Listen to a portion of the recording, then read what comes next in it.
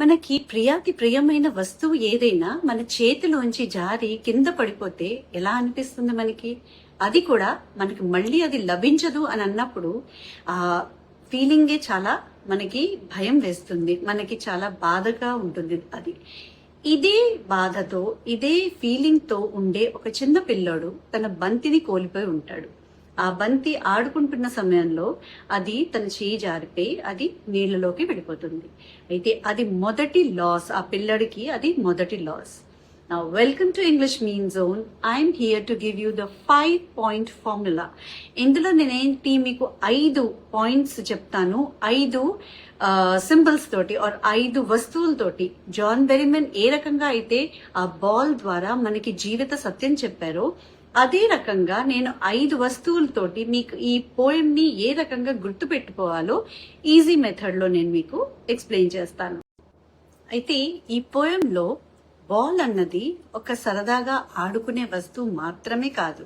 Of course అది పిల్లడు ఆడుకుంటున్నంత సేపు అది ఒక సరదాగా ఆడుకునే వస్తువు మాత్రమే, కానీ దాని ద్వారా పోయిట్ మనకి లార్జర్ దెన్ లైఫ్ జీవిత సత్యం మనకి నేర్పించడానికి, ఆ పిల్లడికి నేర్పించడానికి మనకి ఈ పోయం ని మనకి రాశారు.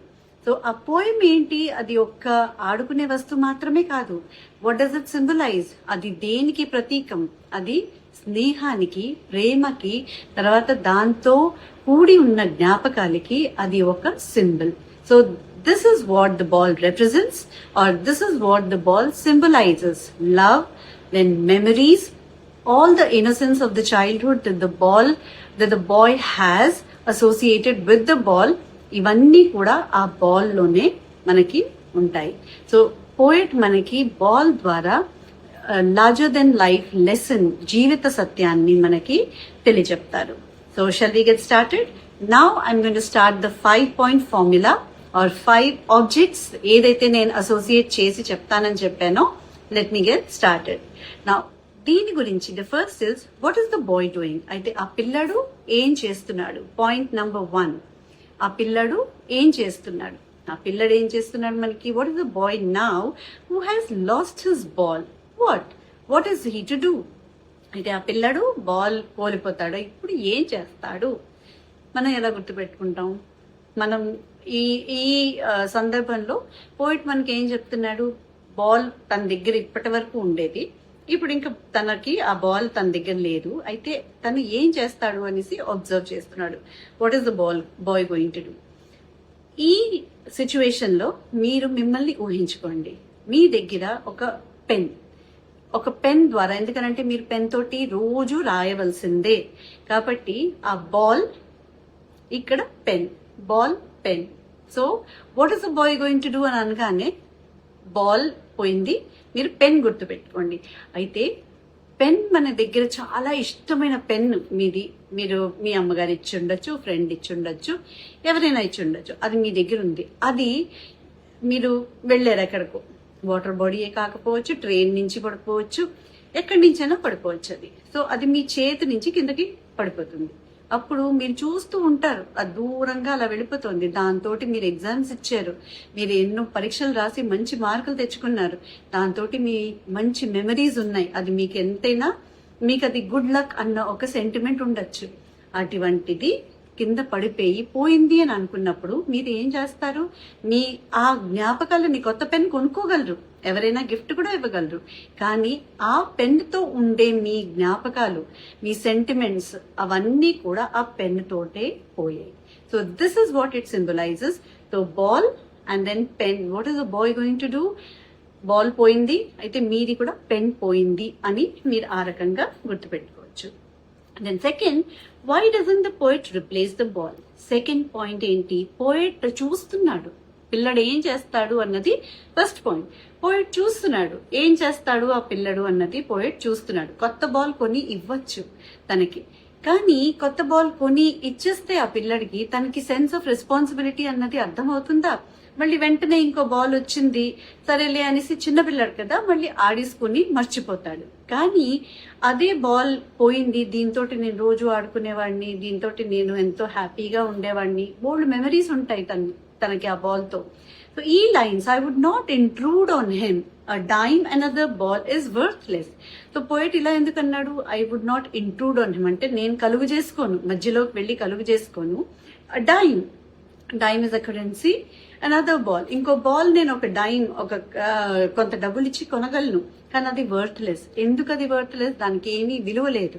ఎందుకు? దాంతో ఏ మెమరీ లేదు ఆ పిల్లడికి. ఆ మెమరీస్ అన్ని కూడా ఆ పాత బాల్ తోటే తనకి ఉండేవి. సో ఇక్కడ మీరు ఏమనుకోవచ్చు, ఒక సైకిల్ ని ఊహించండి. మీరు ఫస్ట్ మనం ఏమనుకున్నాము, ఒక పెన్. సెకండ్ది, పిల్లడు బాల్ పోయింది, ఇప్పుడు ఏం చేస్తాడని పోయిట్ ఏదైతే మనకి చూస్తున్నాడో, మీరు ఇక్కడ ఊహించండి ఒక సైకిల్. చిన్నప్పుడు మీరు ఒక సైకిల్ తొక్కారు, దాంతో మీకు బోల్డ్ మెమరీస్ ఉన్నాయి. పెద్ద అయిన తర్వాత మీరు ఒక సైకిల్ కొనుక్కోగలరు, కానీ ఆ చిన్నప్పుడు ఉండే సైకిల్ మెమరీసే మీకు గుర్తుండిపోతాయి. మీరేంటంటే ఎంత డబ్బు ఇచ్చి మంచి గేర్ సైకిల్ కొనుక్కున్నా కూడా ఆ సైకిల్, చిన్నప్పుడు ఉండే సైకిల్ మెమరీస్ మీకు అది చాలా మీకు ప్రియమైనవి. అదే రకంగా ఈ పిల్లోడికి కూడా ఆ బాల్ నీటిలో పడిపోయింది, దాంతో పాటు ఉండే మెమరీస్ కూడా వెళ్ళిపోయాయి. ఇంకొకటి కొనిచ్చినా కూడా ఆ బాల్ కి అది సాటి కాదు.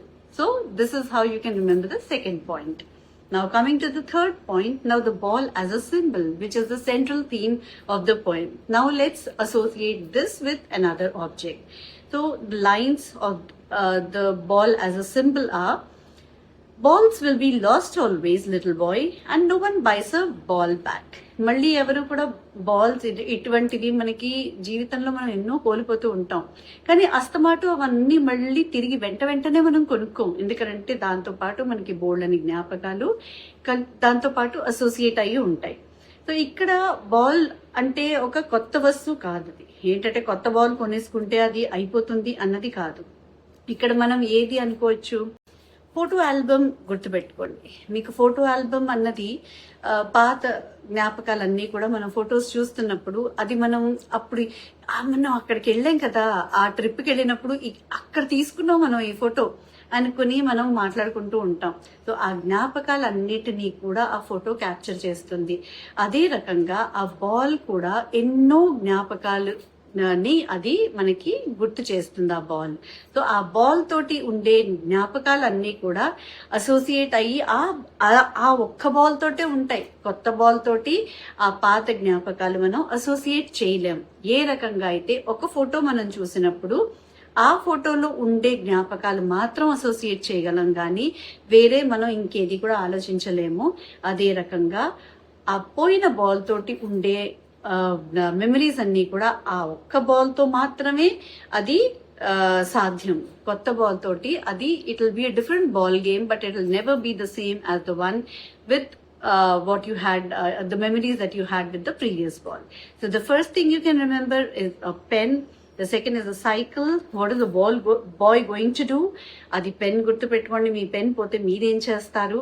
సెకండ్ ది ఏం పాయింట్ చెప్పాను నేను మీకు, పోయిట్ చూస్తూ ఉంటాడు ఏం చేస్తాడు అనేసి. అక్కడ మీరు సైకిల్ గుర్తు పెట్టుకోండి, మీ సైకిల్ తో అసోసియేట్ చేసుకోండి. థర్డ్ ది ఏంటి, ఇక్కడ as a symbol, the ball as a symbol. అదే రకంగా ఫోటోని మనం ఏ రకంగా అయితే ఒక మెమరీతో అసోసియేట్ చేస్తామో ఆ రకంగా గుర్తుపెట్టుకోండి. నా the fourth point is learning to deal with loss. ఇంక ఇప్పుడు సింపుల్ బాల్ పోయింది మనకి, ఇప్పుడు మనం రెస్పాన్సిబిలిటీని మనం అర్థం చేసుకోవాలి, యాక్సెప్ట్ చేయాలి. సో ఏ లైన్స్ ఇది తెలియచెప్తాయి మనకి, now he senses first responsibility in a world of possessions. World of possessions మన చుట్టూరా మనకి బోల్డ్ అనే వస్తువులు ఉన్నాయి, material things that money can buy, అవన్నీ మన దగ్గర ఉన్నాయి. కానీ ఏ వస్తువుకి కూడా everything has got its individual speciality. ఏ వస్తువు అయినా కూడా అది యునిక్, అది స్పెషల్. ఇంకొక వస్తువు దాన్ని రిప్లేస్ చేయలేదు. సో ఇక్కడ బాల్ పోయింది అని అంటే దాంతో పాటు అంతా కూడా మెమరీస్ కానీ హ్యాపీనెస్ కానీ అంతా కూడా ఆ బాల్ తోటే వెళ్ళిపోయింది. వేరే వస్తువుతో ఉండేది అది it is a different account altogether. So this is what here learning to deal with loss. ఆ బాల్ పోయిన లాస్ ని తను యాక్సెప్ట్ చేసుకోగలగడం అన్నది ఆ పోయెట్ ఏంటంటే చెప్తున్నాడు. నా ఇది మనం దేంతో అసోసియేట్ చేసుకోగలము, మీరు 10th క్లాస్లో పరీక్షలు రాసిన తర్వాత చాలా మంది ఫ్రెండ్స్ మీకు ఏమవుతారు, వేరే ఊళ్ళు వెళ్ళిపోతారు, లేకపోతే వేరే బోర్డ్స్కి వెళ్ళిపోతారు, వేరే కాలేజెస్కి వెళ్ళిపోతారు. సో అది ఒక రకమైన లాసే కదా. మీ ఫ్రెండ్స్ అంతమంది అందరూ కూడా మీతో ఎప్పుడూ కూడా ఉండిపోలేరు. సో వాళ్ళందరూ వెళ్ళిపోయినప్పుడు యూ ఫీల్ ద లాస్. అయిపో నా ఫ్రెండ్ ఇక్కడ లేదు, నా ఫ్రెండ్ ఇక్కడ లేడు, అక్కడెక్కడో చదువుతున్నాడు అన్న ఒక లాస్. అది ఒక రకమైన loss. Though they are studying somewhere, but మీతో పాటు లేరు కదా వాళ్ళు. అది ఒక రకమైన loss. So the first is the pen, the second is the cycle, the third is a photo album, and the fourth is a friend. So ఈ రకంగా మీరు గుర్తుపెట్టుకోవచ్చు. Then the fifth is growing up is accepting reality. So growing up is accepting reality అంటే పెరుగుతున్న కొద్దీ, పెద్ద అవుతున్న కొద్దీ మన జీవిత సత్యాన్ని మనం అది యాక్సెప్ట్ చేసి ముందుకెళ్తాం. సో ఇక్కడ knowing what every man must one day know and most know many days how to stand up. Knowing what every man must one day know అంటే ప్రతి ఒక్క మనిషికి కూడా ఈ జీవిత సత్యం ఎప్పటికైనా సరే తెలుసుకోవాల్సిందే. And most no many days అంటే కొంతమందికి చాలా టైం తర్వాత తెలుస్తుంది హౌ టు స్టాండ్ అప్. అంటే వాళ్ళకి ఎన్నో ఇటువంటి ఎక్స్పీరియన్స్లు అయిన తర్వాత దాన్ని నిలదొక్కుని నిలబడడం వాళ్ళకి తెలుస్తుంది. కొంతమంది ఫస్ట్ లాస్కే వాళ్ళు కొంచెం బ్యాలెన్స్డ్ గా ఉంటారు, కానీ కొంతమందికి టేక్స్ అ లిటిల్ లాంగర్. ఇది ఏ రకంగా మనం గుర్తుపెట్టుకోవచ్చు? మీరు వీడియో గేమ్స్ ఆడుతూ ఉంటారు కదా, తరచూ వీడియో గేమ్స్ ఆడతారు అంతమంది. వీడియో గేమ్స్ ఆడుతున్నప్పుడు ఏమవుతుంది? ఫస్ట్ టైం మీరు గెలిచేస్తారా? గెలవరే. మీరు ఎన్నో సార్లు ఓడిపోయిన తర్వాత మీరు గెలుపు అన్నది మీరు ఎక్స్పీరియన్స్ చేస్తారు. ప్రతిసారి ఓడిపోయిన తర్వాత మీరేంటి వదిలిపెట్టేస్తారేంటి? మళ్ళీ you try because you know you will be able to do better. So అదే రకంగా how you try to stand up after losing also. ఇలాగే once you lose in life మీరు అది ఫీల్ అవుతారు, కానీ మళ్ళీ యూ మూవ్ ఆన్. అదే రకంగా ఇక్కడ పోయేట్ ఏమంటారంటే రెస్పాన్సిబిలిటీని అర్థం చేసుకుని ఓకే లాస్ అన్నది కూడా ఉంటుందేమో అన్న ఒక ఫీలింగ్ తోటి ముందుకి సాగుతాం. So this is the poem which the poet is trying to tell us that ఒకే బాల్ కానీ ఒక పాఠం, అది మనకు ఒక పాఠం చెప్తుంది. So one ball and one life lesson that we're all being taught by John Berryman through the ball. Now this is a 5-point loss lesson that I try to explain to you in Telugu. I hope you will be able to associate these with the things that I told you and you will remember it for your exams like this. For the detailed video, you can find the link in the description box, and do share and don't forget to subscribe to my channel. Thank you.